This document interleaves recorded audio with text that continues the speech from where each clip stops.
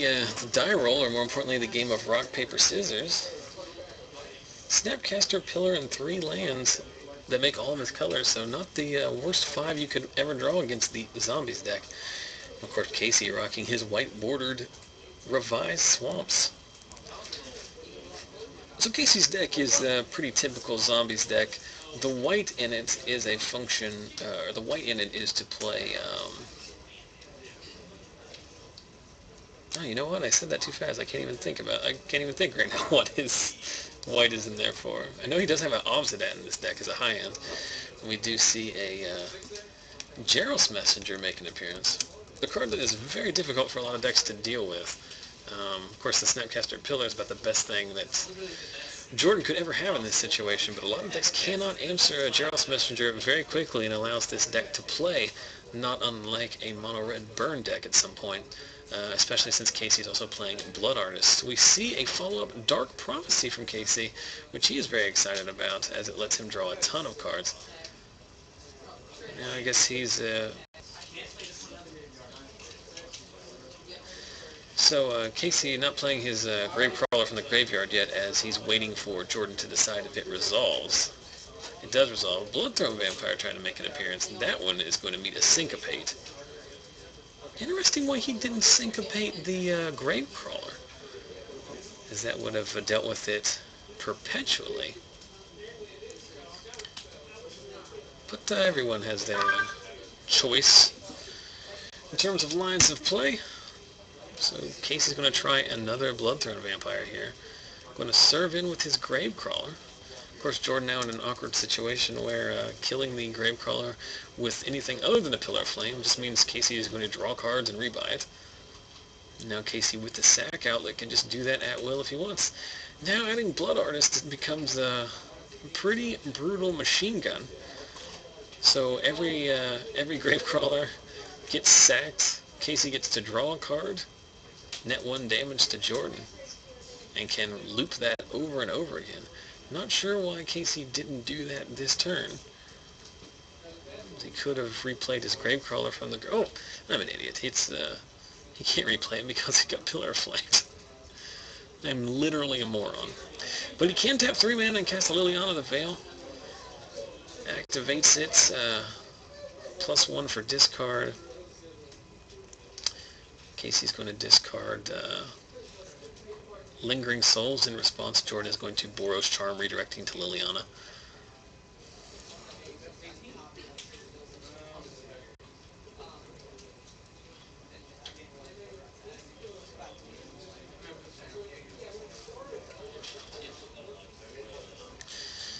Now we reach the awkward point of the game where they've got to keep track of Blood Artist triggers. And I will go ahead and admit right up front that there's definitely an opportunity where someone can miss one. But with Jordan hellbent and Casey with all these creatures on board,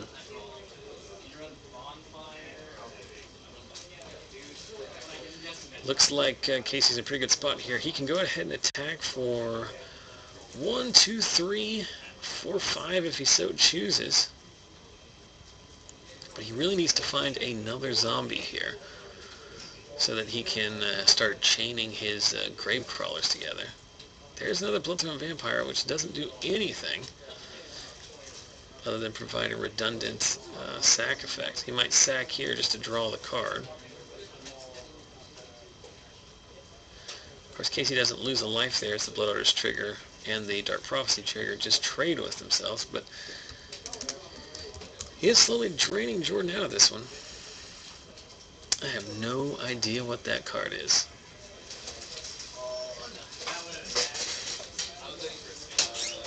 What's that card? Profit or loss?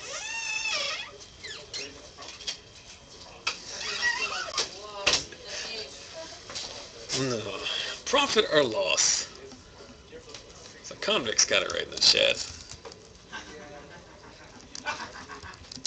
Let's see if the MTG bot knows what I'm talking about. It does. So creatures Casey controls get +1/+1 until end of turn if he chooses the profit side.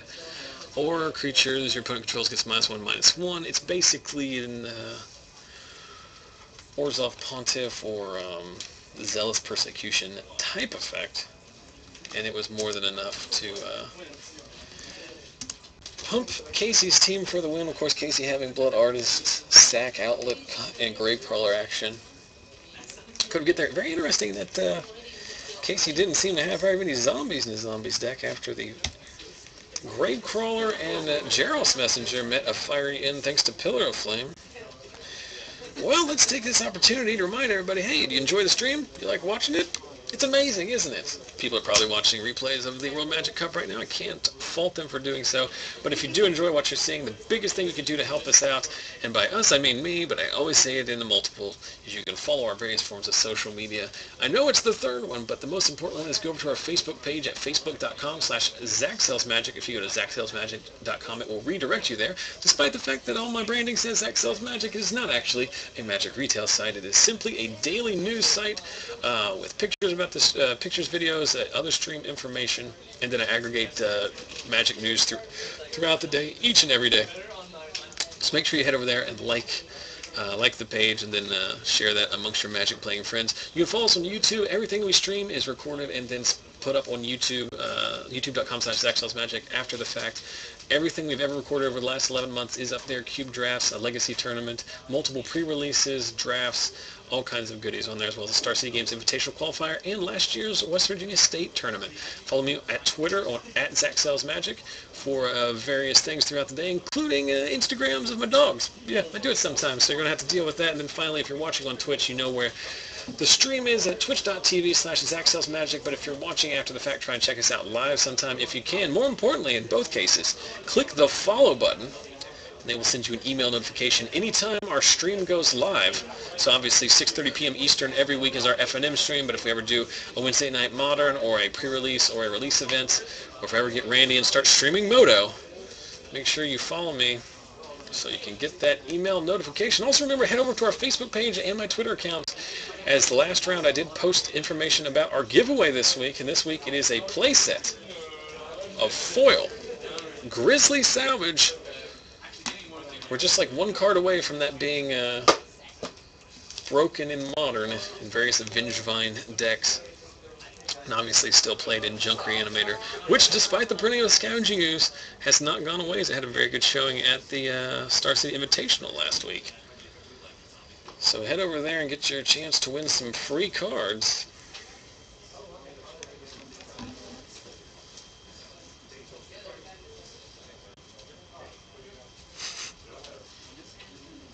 So Jordan going to be on the play here, having dropped game one. Looks like, no, he's mulling again, so it looks like Jordan may need to work on his shuffling skills as he mulled to 5 on the play in game one. Now mulling to 6 on the play in game 2. Looks like Casey is keeping his opening 7 with his black-white zombies deck. Just a reminder to everyone, if you are local or feeling particularly randy, you want to make the trip over here. Tomorrow starting at noon, Customer Appreciation Day. Tons of side events, drafts, commander pods, and winner boxes. But more importantly, at noon, free standard tournament, and the winner walks away with a box of Modern Masters. That all goes down here at Lost Legion in South Charleston, West Virginia. For more information, contact me directly or go over to the store's Facebook page, or go over to the store's webpage at lostlegiongames.com. Next week, we've got PTQ in Columbus. I'll be there working the booth at affinityforcards.com. So if you want to battle some standard and possibly go to Pro Tour Theros in Dublin, come out to Columbus. I believe that tournament starts at 10 o'clock on Saturday. That's at the Greater Columbus Convention Center in downtown Columbus, Ohio, run by Comic Town. $25 entry fee. Pro Tour Qualifier, and then of course the week after that here at Lost Legion, our Star City Games Invitational Qualifier. The second one we've had, the last one had 52 people. It was a great event, so hopefully you can make it out for that one. Jordan finds 5 cards he likes, but unfortunately the best card in this matchup is Jordan's Pillar of Flame, and that gets eaten by Casey's sideboarded Duress. So we see Jordan with an Aurelia's Fury, a Sulphur Falls, and a Boros Reckoner in his hand. So that Reckoner is going to come down here. That's going to be very difficult for Casey to attack into. I'm not sure what kind of removal package he's playing here. Casey almost very, very stupidly attacking it. I don't mind saying it. Blood Artist? No, Bloodthorn Vampire and Gravecrawler. So at least here, next turn, Jordan can potentially attack in with Boros Reckoner. Or Casey can attack in with the Bloodthorn Vampire, eat a Gravecrawler, eat both Gravecrawlers, and then trade with the Reckoner. Casey can, of course, wipe his board, but he can potentially get those zombies back. But Jordan's going to put the kibosh on this plan by playing a second copy of Boros Reckoner. Now Casey really up against it as the ground has been sufficiently clogged. Liliana the Veil is a good answer here. Sack one.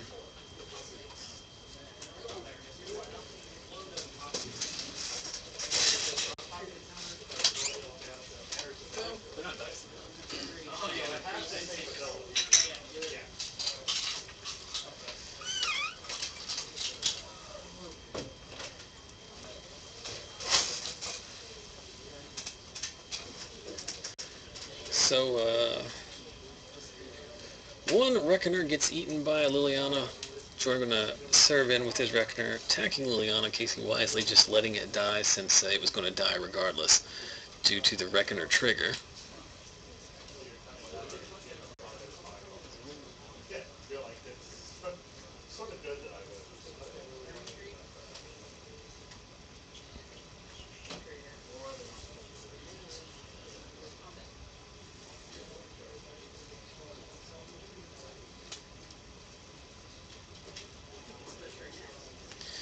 So Jordan thinking here what he wants to do.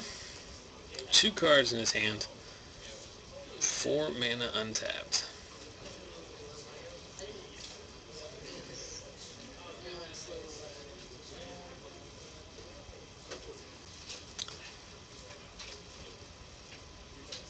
Very interesting there that he Pillar of Flames the Bloodthorn Vampire, and Casey chooses not to sack a Gravecrawler in response, which would have saved it.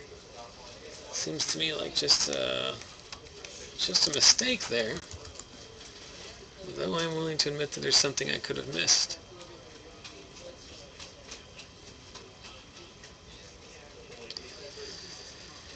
So Jordan's going to try and erase these Gravecrawlers with this Boros Reckoner, and Aurelia's Fury is going to eat both of them. And Casey is going to both cast and flashback his Lingering Souls from his hand. So Casey's still ahead in this race.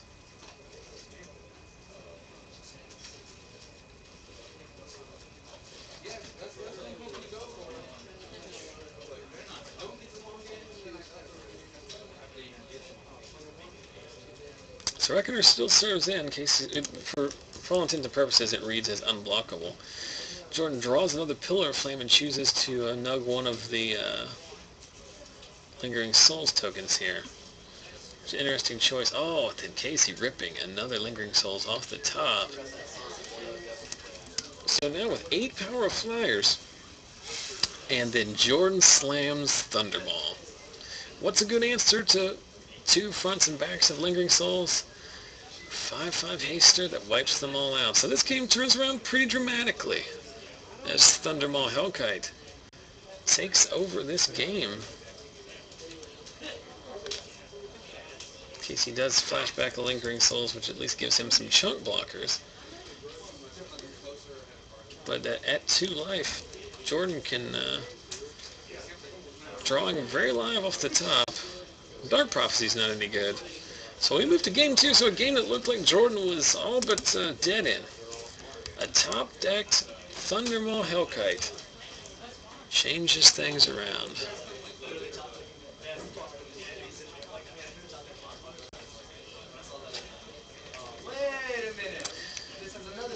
So, question in chat, what happened? What happened was Jordan slammed Thundermaw Hellkite, killed all the Lingering Souls, knocked Casey down to 2 with his Boros Reckoner, and Casey scooped him up.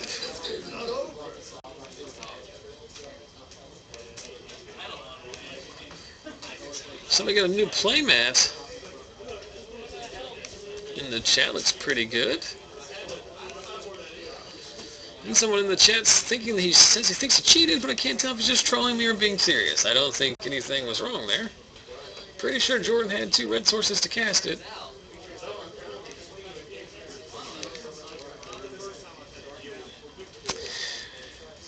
So this, folks, is what we were talking about. Saturday, August 17th, here at the store in beautiful downtown South Charleston, West Virginia. It's a Star City Games Invitational Qualifier, the Invitational itself, which happened last week in Somerset, New Jersey. One of the most lucrative events for any Magic player on the yearly Magic calendar. And you can qualify for it by winning our IQ, which will be held here 2 weeks from tomorrow. Registration starts at 11 a.m., but the event itself starts at noon. That gives you a fair amount of time to get up at a reasonable hour and make your way here from places like Roanoke, Blacksburg, Lexington, Cincinnati, Columbus, Morgantown, and the like. It's a $25 standard tournament, with the winner getting a $250 cash prize and an invite to the next Star City Games Invitational. Pack prizes to the remainder of the top 8. Additional prizes will be available based on turnout. The top 8 also gets a Star City Games exclusive playmat, top 8 pin, and open series points in case you want to try and qualify for the Invitational the hard way. For more information, head over to LostLegionGames.com or go over to the stream Facebook page at facebook.com/ZachSellsMagic, or you can just contact me directly. And of course, if you can't make it, you can always watch live streaming coverage here from the Magic Broom Closet, twitch.tv/ZachSellsMagic. This is the second one we've had. They're a huge help to the store, so if you've ever looked for an excuse to come down or a way to help support the stream, this is an excellent opportunity. Plus, you can have some fun playing Magic and possibly earn $250 in cold hard cash. The last one we had, which was in back in April, I believe, had 52 players. It was one of the countless people said it was one of the best tournaments they played in. Very competitive field, but also very casual. We've got a good group of guys here. We'd love to have you come down and play. So if you can make it, we would love to see you down here.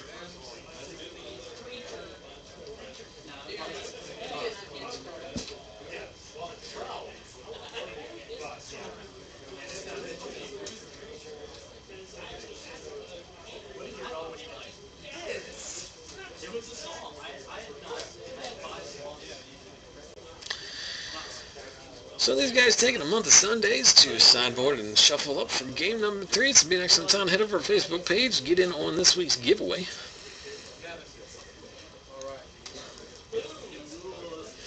And remember, it's International Crack a Pack Day, so feel free to open up a pack of Magic cards and then tweet a photo or video of it using hashtag #CrackAPack, all one word. So far tonight, we've opened a Rise of Eldrazi pack, found an Inquisition of Kozilek and a foil Artisan of Kozilek, got a Patriarch's Bidding off of an Onslaught pack, and got a bunch of hot garbage off of a Gatecrash, Return to Ravnica, and M14 packs. We've still got a variety of Innistrad block packs and a couple Modern Masters packs that we'll be cracking throughout the night, so stick around for that. It's very fun to live vicariously and watch someone else open Magic cards. It's also very fun to watch me throw away money by opening these packs of cards, which I know full well are not going to have their value in them. But that's what I do, guys. I sacrifice for the good of the stream. So now I'm joined by Joseph Deal. Joseph, you 3-0 tonight? Yes, sir. Playing mono. Hand strong. Playing mono red. We've got Jordan here playing American Control. Why doesn't he... This is the second game in a row that he hasn't sacked his Gravecrawler to save his Bloodthorn Vampire from a Pillar of Flame. Is there any reason why you wouldn't do that? No. I don't know of any. I think it's funny that Jordan does it in the first place, though he did it in the last game, so in case he does it once, you think he might do it again. The second time is a lot more understandable. But it seems just like a bad move to me. Well, we'll see if it comes back to bite him, in case he does take out the other Pillar of Flame with the Duress. It's 2 games in a row he's been able to do that exact play. And Lily on the Veil on curve answering the Boros Reckoner. He's going to serve in with his Gravecrawler here.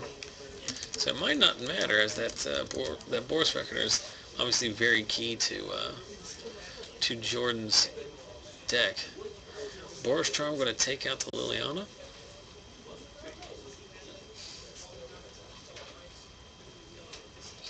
It's a dark, yeah. He's added Dark Prophecy to his deck after it was printed, and he loves it. So I can't. He's played. Yeah, doesn't die, doesn't draw. Yep, that is correct. Then Casey's going to land the front half of Lingering Souls.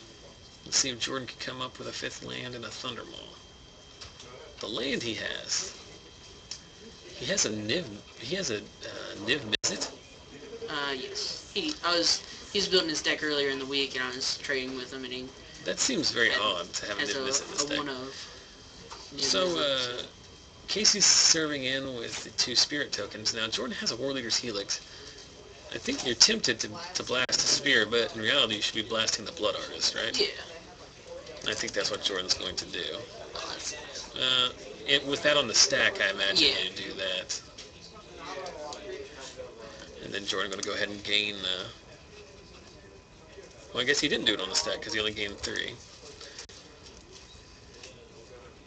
There is the Niv Mizzet Draco Genius. So if Casey can't get rid of that, Jordan's going to untap and start machine gunning all of his guys. Now, of course, Casey's going to draw a lot of cards off of that. Yeah. Oh, and the perfect Devour Flesh to answer. He's going to take... going to go up to 16, then go down to 12. Why did he go up in life? He went up for the Devour Flesh. He went up by 5 and then went down by 4 or 5. Yeah. So he stayed the same way. There's Sorin, Lord of Innistrad, another of the white cards in this black-white zombies deck. So we're surveying for 11 here? No, he just up 1 Jace. So they're all 1/1s. You got it. Yeah. So the emblem just counteracts the Jace +1. So Jace's going to go up again. I get flustered because that Sorin is the dual deck art. Yeah. It took me forever to figure out what it was, and even after I figured out what it was, I still had a hard time figuring out what was going on. Some would say that's because I'm very, very bad at what I do. I mean... There, of course, the Buy These Magic-related Binders card representing Spirit, or a Vampire token. Yeah. Vampire token actually kind of hard to come by. Well, Casey is the one who makes tokens to trade, so he can't just make his own. I mean, I imagine he could just make it in 5 minutes, right? He could. No. So, Jordan drawing 3 off of Sphinx's Revelation for 3. Does Jace ultimate at 6 or 7? I think it's 7 or 8. I'm not sure. Maybe it is 8, yeah, I think you're right. But Jordan has an Aurelius Fury in his hand, so he can... Well, the chat getting there before I did, saying that he ultimates at 8, that is in fact correct. So we're way off from that. I don't even know if that would be good, other than the fact that you could possibly cast a removal spell and then steal one of Casey's removal spells, then maybe Supreme Verdict or something like that. Thundermaw is very good here. It's probably going to be Thundermaw or no. It's not nearly as good as it would otherwise be, since Casey does have the somewhat dynamic duo of Dark Prophecy Blood Artist on board. Yeah. This seems like a pretty obvious split here. I don't think Jordan's in a pretty good spot regardless, but he has to take that Thundermaw. I don't really know how it's a choice here. He's at 5. I'm pretty sure he's dead, right? It'd be like, because next turn he serves in with everything. Yeah, I don't know what the last card is in Jordan's hand. But if he casts the Thundermaw, then he takes 4 damage and he's dead to anything. Yeah. So I think Jordan's just done here.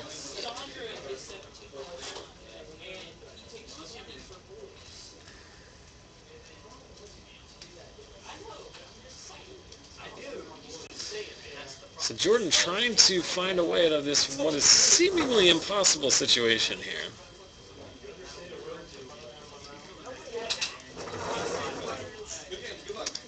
The chat pointing out that the Thundermaw is a dead card, but I think they're all dead cards. if the Thundermaw is a dead card, then surely the Boros Reckoner is a dead card in a situation where Your opponent has 4 flyers. 4 flyers and an active Blood Artist. So, pretty interesting there that Jordan was losing the second game in a very similar fashion until he top decked the Thundermaw and then won like.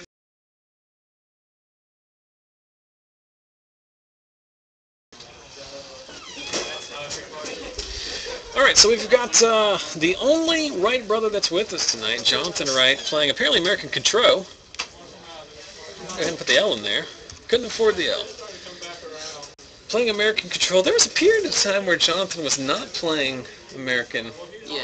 He was playing something else, and that's Esper, what. Well, the world was thrown off kilter. Yeah. I think like the tides were off, and there was birds falling out of the sky. Pretty sure there was a few universes that exploded. Yes. I'm not sure which ones. Something was seriously wrong, but luckily Jonathan has audibled back to his beloved American Control deck. I hesitate to call it Flash because it's a slower build. And of course, Drew Scherr, who we saw in round 1, is playing Grixis Control. Round 1, he took out the banned hexproof deck of Troy King, which seems like something that runs slightly against the averages. I would imagine the hexproof deck is probably favored in that. But Drew got it done.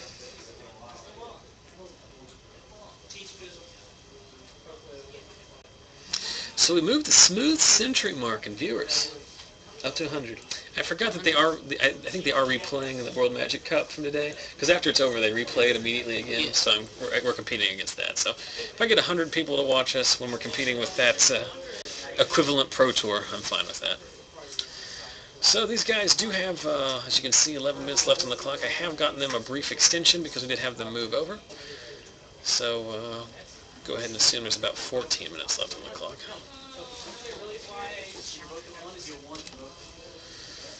These guys are going to have to get after it here. Not that a draw in any way eliminates them from this tournament, as we do have 4 rounds, and 2 1-1 will make the top 8 this week. Yeah. But you'd much rather win and draw in than otherwise. Jonathan. Interesting. He's playing Mutavaults. Seems pretty good.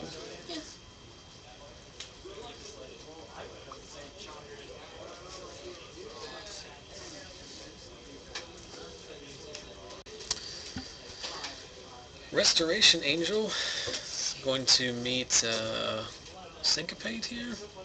Dissipate. No Counterflux. Interesting, usually Counterflux is the spell you hope to use into open mana,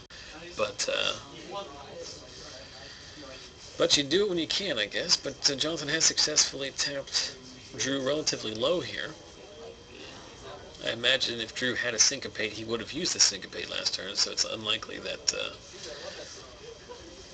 I think Jonathan had a window there to resolve something, but looks like he didn't have anything to resolve. He didn't attack in with his Mutavault, though, so he might have another Angel. Or he might just not be willing to risk losing the... That was another Angel. I don't think Drew plays Searing Spear, and everything else is Sorcery Speed, so I think you could resolve the Angel while Drew is tapped out. Another Counterflux. Of course, Counterflux is very good as a counterspell, and not nearly as good as a defensive counterspell. Yeah. You want to be countering the threat as opposed to countering the other counterspell. I think it's just very interesting because it's by no means is Jonathan playing this poorly, but I do think he could have resolved that Angel if he chose to do it on his turn. That's not to say that Drew would untap and just Dreadbore it, but... Yeah. So we're going to see the first attack from a Mutavault. I think this is the first attack from a Mutavault in the history of the stream. And it's going to get met with an Is It Charm. Promo. What is Jonathan going to do here? He's going to Angel again? There's not 1, not 2, but 3 pump fakes. Yeah. Before he officially got to kill the Mutavault.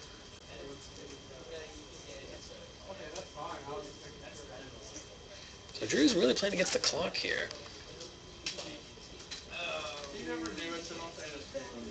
Ooh. Notion Thief? What a jerk. So Drew is signing into Notion Thief, stealing stealing the flashback on the Think Twice. There have been two really cool plays today, and both of them I have been looking away from the screen and missed the proper reaction.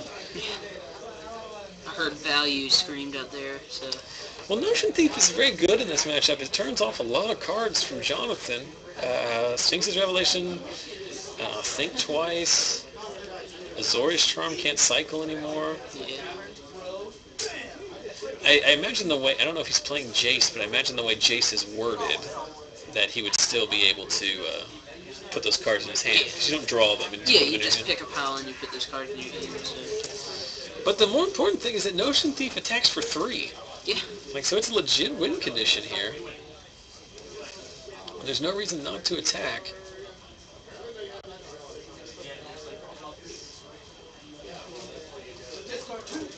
He's got a Nicol Bolas in his hand. Dr. Nicholas Bolas? Yeah. I think you'd be very hesitant to cast that into 5 untapped mana, but Yeah. the longer the game goes, looks like Drew has a 2 lands in his hand.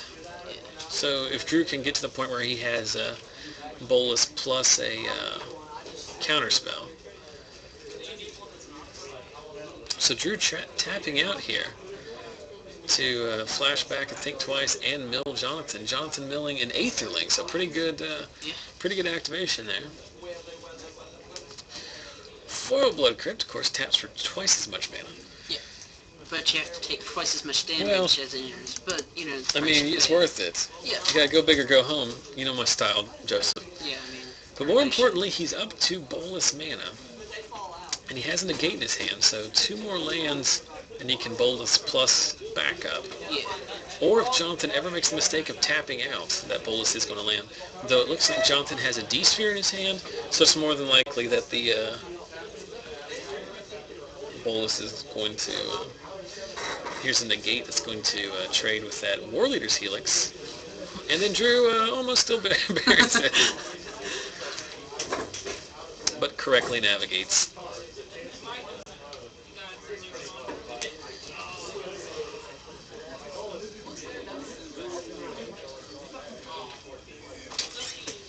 Hey y'all, what's going on? Hello, Aaron. Aaron Daly in the house. I didn't notice until just now, Aaron, that you are wearing a vintage Teenage Mutant Ninja Turtle shirt. I am indeed. I like to imagine that you've had that since you were a child, but I imagine not. No. But I like to think that you did. I've been a fan since But you haven't. Donatello was the best. But you haven't always been an extra large T-shirt. I have not. You would have been an oddly proportioned child if you had It's been funny wearing. that you just assume it's extra large. I was being polite. You're correct though. Being polite, so It could. Well, I mean, I really thought it was it's double X. clearly not a large or medium. So I figured it was extra large, and if it was 2X, I'm almost going to say XL. How's this game going? It's going pretty good. So far, we've seen a Notion Thief flashed in to steal a flashback on a Modern Masters pack. Steal a flashback on a Modern Masters pack. Yeah. Flashing back this entire pack of cards. We did see a Notion Thief flash in and steal the draw off of Think Twice. And Drew is just beating in with this Notion Thief. Not the most fun way to use your Notion Thief, but I get it. But the fact is that after it results, see, it's very interesting at this point because doesn't Drew have another counterspell in his hand? There's a point at which I would never tap out for that Drownyard with the Syncopate in hand, because right now you're kind of relying on that Notion Thief to win you this game. And theoretically, you could just wait until you spend your counterspell. He can syncopate this, which I think is probably the play. Yeah, I mean, No, he's just going to let it resolve. He's going to save that syncopate for the Bolas. But you and I both know that Jonathan has a detention sphere, so it's unlikely that even if it resolves, it's just going to eat a land. It's going to be an 8-mana Stone Rain. Augur of Bolas. It doesn't draw, right? It just puts it in his hand. Yeah. Revealing negate, so pretty brutal. As negate's going to stop that. Is it the regular negate or? Yes, it was regular negate. Oh, I'm looking at the delay again, and I was like, that's not... Interestingly enough, he can also negate it, even if Drew draws a land here. He can still pay for the syncopate for 1, so... Doomblade on the Augur of Bolas. Thief gets in for 3, right? He's a 3-1? Yeah. Yes. Is Oh! Then Drew drops the syncopate on the table. good job here. What would be very interesting here is if Jonathan had chosen to negate there. I think the Doomblade was obviously the Doomblade is what Drew drew off the top, but there was a window there. If he had the 8th land, he could have played his land and slammed the Cold Bolus. Yeah.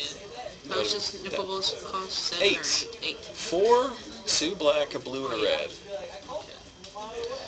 Dr. Nicholas Bolus. So here we see we're going to go ahead and try to de-sphere the Notion Thief. The game has reached the point where I have to de-sphere this 3-1 beater out of the... Not only that, but you have to use a negate to stop it. I guess normally, well, he doesn't care because if the negate resolves, then I got him on a 2-turn clock. If Jonathan counters back, he can untap and slam the Bolus unattached, which will kill the D-Sphere, which will get the Notion Thief back. Drew's in a very good spot here. Despite Jonathan having a grip full of cards, Jonathan has just not mustered any kind of offense, and Drew just has enough answers to keep that stupid 3-1 on the table. It might just go 7 times and get there. And I think Jonathan is very wary of Bolus here because he clearly can fight over this D-Sphere, but is choosing not to. Because it's more likely that Jonathan is going to draw a burn spell, which would allow him to kill the Notion Thief, than it is for him to draw more counter magic to fight on the stack against the Bolus. Sure.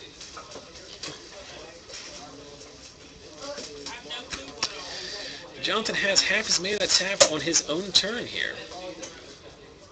I'm going to play a land untapped here. Yep, dropping down to 3. Open for a answer. Syncopate, and that's the game. Yeah. Unless Jonathan has another negate or a counterspell. It is going to be negated, so we're going to see an appearance of Dr. Nicholas B here.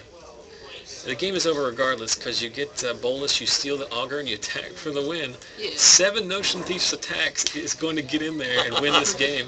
Or you just draw a Doomblade. Wow. That's a good game. Drew's very proud of himself on that one. Boom! Still had all these Dr. Nicholas B's. Are you familiar with that meme, that stream meme? Which is Dr. Nicholas Bolus MD. I've already heard it like 30,000 times tonight. Yeah. So. Well, Drew's been on the camera about 9,000 times, so they've averaged about 10 times per match. Adrian, where's my Taco Bell? Yeah, for real. Yeah. It was supposed to be like a secret deal here. Okay. He was trying to It be was like like, this it was subtle. discreet handoff. What you didn't see was that, go ahead. Showing my drugs Did you listen to the YouTube link I sent you? You should listen to it right now. right now. Right now, listen to what? Some fun YouTube link that Adrian sent Joseph. How about we crack one of yours or my last one? Okay, well, we can crack it, but it's much easier to do on the feature match camera, so we'll have to let these guys get out of the way.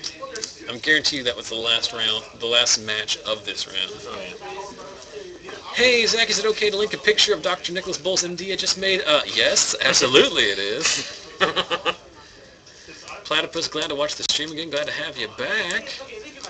And the rest of the stream is putting together, collaborating on the Selesnya tokens deck, I think, which is pretty fun. All right, so let's take a look at this. Yeah, they're cracking back. Do you want to? Jordan has one too. Tortilla chips. So that is a corn product. Did you want to crack one? Native to Mexico. Oh, this is a good one. Look at that bad boy. No, it's funny. Yes. That is pretty awesome. That's the winner. Tortilla chips come from Mexico, just like tacos. All right, quick one to crack it. First of all, let's show off this. Who was it? God Eater? Was that who it was called? Dr. Nicholas Bolus, MD. I'm afraid he has some bad news. That's pretty awesome. That's really, really solid. So thanks for that. I'm going to do a quick download of that so that I have that forever. That will be on something. I think my favorite part of the glasses, I wish... Never mind, it's pretty great. That is very solid. God Eater TV, thanks a lot for that. Go ahead and save that so you can check that out along with pictures from every week. Why will it not save? Hey Jordan, when those bums get up, Switch sides. Alright. It's a pretty sick burn there. Did you get that he just rock, paper, scissors to determine which one to open first? Oh, I didn't, but I do like That's that. what he did. He did rock, paper, scissors and gave each one this. Oh, it looks like we're opening some Avison Restored. My computer trying to crash as much as it can. So Avison Restore, the best thing we can open. Grizzlebees, Avison Bonfire. itself, Bonfire, Terminus, Gisela. Cigar. Is Cigardo? Mm-hmm. She was one of the mythics. There's actually a lot of value in these. Yeah, on the rare slot there is, but, I mean... Battle Hymn. Oh, no, that's not Battle. Yes, Battle Hymn. Hey, lower it just a little bit. There we go. Battle Hymn. Very crucial to all of the burn at the stake combo decks. Headless Scab? Or some kind of Scab. Bad Scab. Yeah. Angelic Wall. Yeah. Did they reprint that in... The core set? Yeah. Some random black card. Another random black card. I'm not familiar with Avison Restored as much as I am the other sets because the draft environment was horrible. What we got here? I have no idea what these... there's a Mad The Prophet. Mad Prophet. I know Mad Prophet. Did you play that in your queue? I do. I like looting. I think is It's underrated. like something agony or demise or something. Yeah. Glaire's Stealer of Secrets, I think. Pittsburgh Steelers. No, that's a Return to Ravnica. Eaten by Spiders. And then that's the card where you Triumph triumph of of Cruelty. ferocity. Oh, no, Triumph of... Ferocity. Yeah, yeah. What? Soul of the Harvest. That reminds me. Who let Jordan in tonight?